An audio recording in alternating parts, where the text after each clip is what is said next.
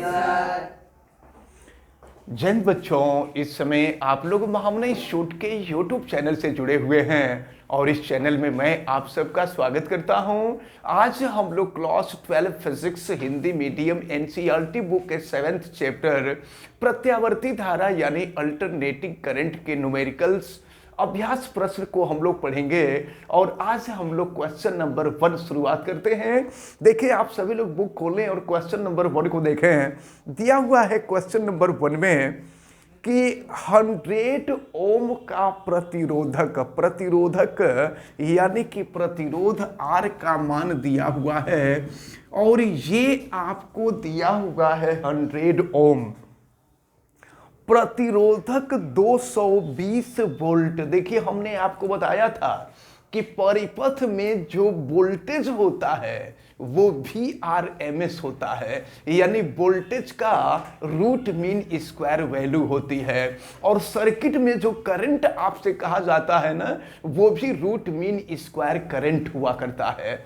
तो अब देखें, दिया हुआ है प्रतिरोधक तो दिया है, वोल्टेज भी दिया हुआ है, यानी VRMS की वैल्यू दी गई है और ये दिया गया है 220 वोल्ट। और फिर फ्रीक्वेंसी भी दिया हुआ है 50 हर्ट्ज का। फ्रीक्वेंसी को F से भी रिप्रेजेंट करते हैं, स्मॉल n से भी रिप्रेजेंट कर दिया करते हैं। तो ये फ्रीक्वेंसी आपको दी गई है 50 हर्ट्ज। अब आप जरा ध्यान पूर्वक देखें तो इसका जो ए पार्ट है ना, इसमें आपसे कहा जा रहा है प्रत्यावर्ती धारा का IRMS यानी प्रत्यावर्ती धारा का root mean square value. IRMS की वैल्यू ज्ञात करनी है तो आपको मालूम है I = V/R होता है। तो यहां पर V के जगह पे हो जाएगा VRMS अपान हो जाएगा R, रख देते हैं वैल्यू। तो VRMS की वैल्यू 220 है और R की जो वैल्यू है ये 100 है। जब 100 से हम डिवाइड कर देंगे तो ये हो जाएगा 2.20 एम्पियर हो जाएगा। देखिए, एग्जाम में ऐसा नहीं कि बहुत टफ न्यूमेरिकल या कंपटीशन में बहुत टफ न्यूमेरिकल पूछे जाते हैं, ऐसा नहीं है। बिल्कुल इजी क्वेश्चन पूछे जाते हैं। अगर आपका न्यूमेरिकल बढ़िया से तैयार है तो उन क्वेश्चंस को तुरंत कर लेंगे, एग्जाम तुरंत क्वालिफाई कर जाएंगे, नहीं तो आपके सामने कठिनाई होगी। अब इसका जो बी पार्ट है, इस बी पार्ट को हम देखते हैं। बी पार्ट में आपसे कहा जा रहा है एक पूरे चक्र में कितनी नेट शक्ति व्यय हो रही है। तो कितनी नेट शक्ति व्यय हो रही है यानी P की वैल्यू पूछी जा रही है। तो आपको मालूम है कि P = I² होता है, लेकिन यहां पर जब हम आपसे एक पूरे चक्कर के लिए नेट शक्ति व्यय पूछा जा रहा है तो यहां IRMS हो जाएगा। तो P = IRMS की वैल्यू है 2.2। अब 2.2 का स्क्वायर कर देंगे तो 2.2 × 2.2 हो जाएगा और इसके बाद R की जो वैल्यू है वो 100 है। तो अब देखिए यहां पर अब बल्कि 100 का मल्टीप्लाई कर दे तो 22 × 22 हो जाएगा और 22 × 22 का अगर हम मल्टीप्लाई कर देंगे तो ये हो जाएगा आपका 484 और पावर है तो वाट हो जाएगा। तो इस प्रकार क्वेश्चन नंबर 1 में जो A और B दोनों पार्ट दिए गए थे, ये दोनों पार्ट आपके कंप्लीट होते हैं। देखते हैं क्वेश्चन नंबर 2 को। AC सप्लाई, AC का मतलब आप समझते हैं अल्टरनेटिंग करंट सप्लाई। तो AC सप्लाई का शिखर मान जो होता है वो I0 होता है।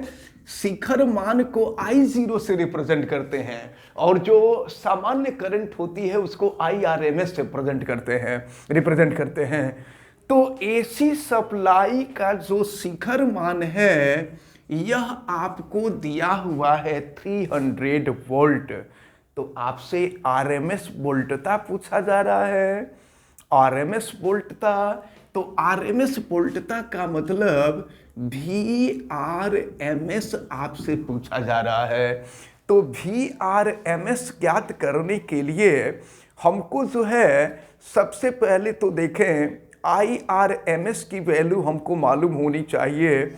VRMS पूछा जा रहा है, तो अब देखिए हम सॉल्व करते हैं। और एक बात और जरा ध्यानपूर्वक देखना होगा, AC सप्लाई का शिखर मान। तो अब एक चीज हम आपको बता दें, यहाँ पे गलत हम लोग नोट किए हैं। ये AC सप्लाई का शिखर मान जब वोल्टता का RMS पूछता है ना, तो जो शिखर मान होता है वह वोल्टेज का शिखर मान होता है, यानी V0 होता है। I0 यहाँ नहीं लिखना चाहिए। तो अब आपसे VRMS की वैल्यू पूछी जा रही है। यहाँ पर भी दो पार्ट A और B करके है। तो A वाले को अगर हम देखें तो आपको मालूम है, हमने फार्मूला बताया था कि VRMS is equal to V0 upon √2 होता है। तो आपसे VRMS की तो वैल्यू पूछी जा रही है।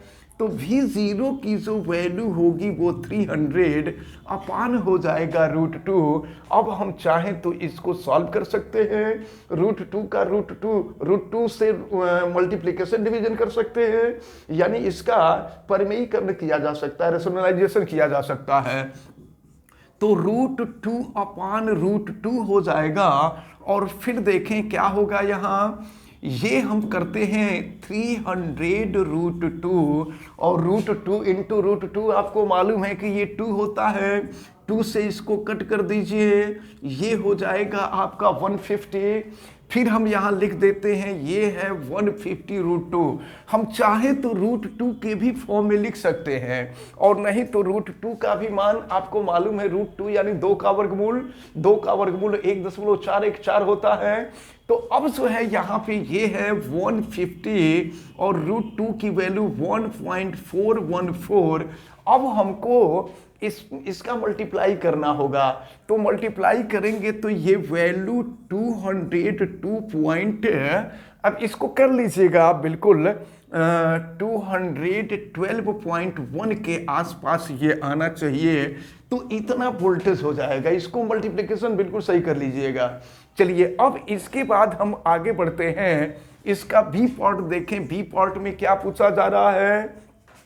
बी पार्ट में आपसे कहा जा रहा है कि AC परिपथ में धारा का RMS मान, धारा का RMS मान दिया हुआ है, यानी IRMS दिया हुआ है, और यह दिया हुआ है 10 एम्पियर। तो शिखर धारा कितनी होगी? देखिए शिखर धारा यानी I0 का मान आपसे पूछा जा रहा है। तो फार्मूला तो वही होगा IRMS इक्वल टू, तो IRMS is equal to I0 upon √2। और फिर रखते हैं वैल्यू, IRMS की वैल्यू है आपकी 10 और I0 अपॉन √2 क्रॉस मल्टीप्लिकेशन कर दीजिए। तो I0 इक्वल टू 10 अंडर √2 हो जाएगा। तो 10 और अंडर √2 की वैल्यू 1.414 मल्टीप्लाई कर देंगे तो ये 14.14 एम्पियर हो जाएगा।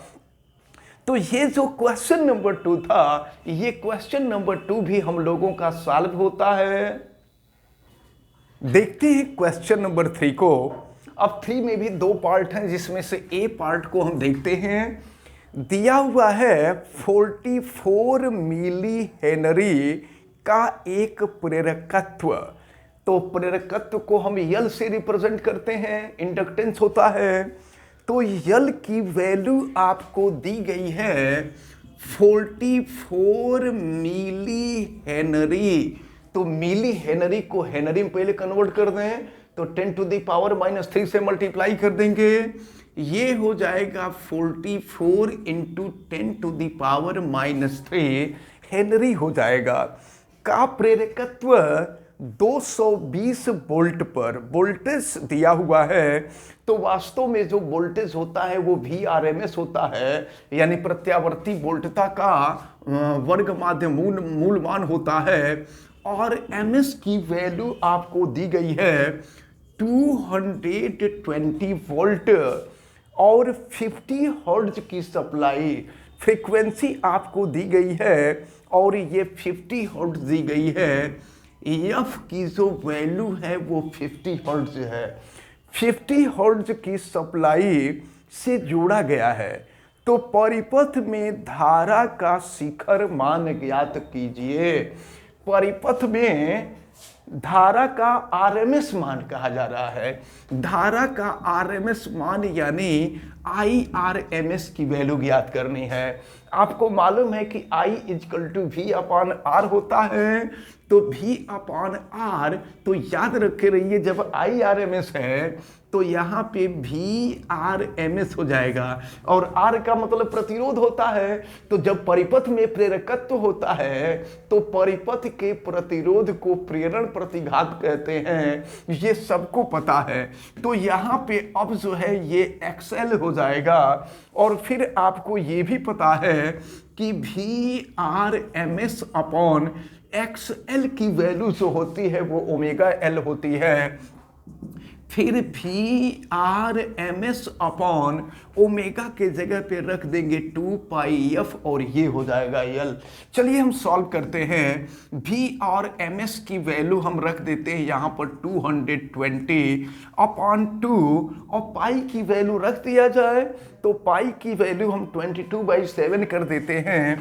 देखिए 22/7, और फ्रीक्वेंसी F की वैल्यू जो है ये 50 है, और L की जो वैल्यू है ये है 44 × 10⁻³ अब हम लोग इसको सॉल्व करें और फिर देखते हैं वैल्यू क्या मिलेगी। अच्छा देखिए, अगर इसको हम 22/7 लिखे हैं तो ये 7 ऊपर चला जाएगा। अब जरा फिर देखिए, इस 0 से 0 अगर कट हो जाएगा तो 22 से 22 कैंसिल हो जाएगा। और फिर देखिए यहाँ क्या बच रहा है आपका, ये है 7 ये देखिए 2 × 5 करेंगे तो 10 हो जाएगा, और फिर 44 हो जाएगा, और 10⁻³ है। 10⁻³ ऊपर जाएगा +3 हो जाएगा, तो +3 का मतलब हो जाएगा 1000, ये हो जाएगा 1000। तो 0 से 0 कैंसिल हो जाएगा, और ये हो जाएगा आपका 7 × 100/44। इसको चाहे तो हम कटा सकते हैं। चलिए 4 से कटा देते हैं। तो 4 से कटा देंगे तो ये 11 हो जाएगा, 4 से कटा देंगे तो 25 हो जाएगा, और फिर जो है 25 7 175 होता है। ये हो जाएगा 175/11। तो 175 को हम 11 से डिवाइड कर दें, ये हो जाएगा 15.9 एम्पियर। ये लगभग हो जाएगा 15.9 को हम चाहें तो 16 भी लिख सकते हैं।